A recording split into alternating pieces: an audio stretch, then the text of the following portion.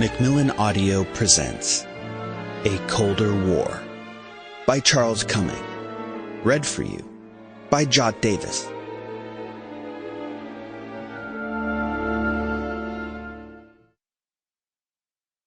Certain persons have a natural predilection to live in that curious world of espionage and deceit and attach themselves with equal facility to one side or the other, so long as their craving for adventure of a rather macabre type is satisfied.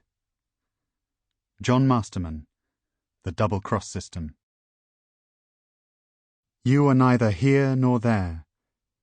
A hurry through which known and strange things pass, as big, soft buffetings come at the car sideways and catch the heart off guard and blow it open.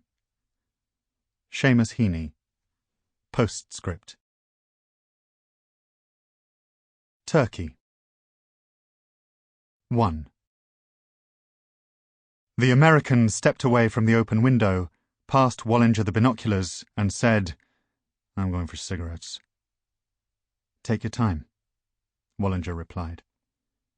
It was just before 6 o'clock, on a quiet, dusty evening in March, no more than an hour until nightfall. Wallinger trained the binoculars on the mountains and brought the abandoned palace at Ishaq Pasha into focus. Squeezing the glasses together with a tiny adjustment of his hands, he found the mountain road and traced it west to the outskirts of Dol Bayazit. The road was deserted. The last of the tourist taxis had returned to town. There were no tanks patrolling the plain, no dolmush bearing passengers back from the mountains. Wallinger heard the door clunk shut behind him and looked back into the room. Landau had left his sunglasses on the furthest of the three beds. Wallinger crossed to the chest of drawers and checked the screen on his BlackBerry. Still no word from Istanbul. Still no word from London. Where the hell was Hitchcock? The Mercedes was supposed to have crossed into Turkey no later than 2 o'clock. The three of them should have been in Van by now. Wallinger went back to the window and squinted over the telegraph poles, the pylons, and the crumbling apartment blocks of Dol Bayazit. High above the mountains, an aeroplane was moving west to east in a cloudless sky, a silent white star skimming towards Iran. Wallinger checked his watch. 5 minutes past 6.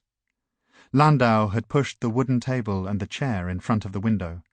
The last of his cigarettes was snuffed out in a scarred FS Pilsen ashtray, now bulging with yellowed filters.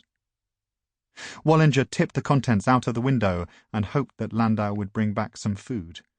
He was hungry and tired of waiting. The BlackBerry rumbled on top of the chest of drawers, Wallinger's only means of contact with the outside world. He read the message. Vertigo is on at 17:50. Get 3 tickets. It was the news he had been waiting for. Hitchcock and the courier had made it through the border at Gurbulak on the Turkish side at 10 to 6.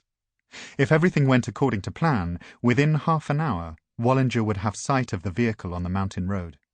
From the chest of drawers, he pulled out the British passport, sent by diplomatic bag to Ankara a week earlier. It would get Hitchcock through the military checkpoints on the road to Van. It would get him onto a plane to Ankara. Wallinger sat on the middle of the 3 beds. The mattress was so soft it felt as though the frame was giving way beneath him. He had to steady himself by sitting further back on the bed and was taken suddenly by a memory of Cecilia. His mind carried forward to the prospect of a few precious days in her company. He planned to fly the Cessna to Greece on Wednesday, to attend the directorate meeting in Athens, then to cross over to Chios in time to meet Cecilia for supper on Thursday evening. The tickle of a key in the door. Landau came back into the room with 2 packets of prestige filters and a plate of pide. "Got us something to eat," he said. "Anything new?" Sample complete. Ready to continue?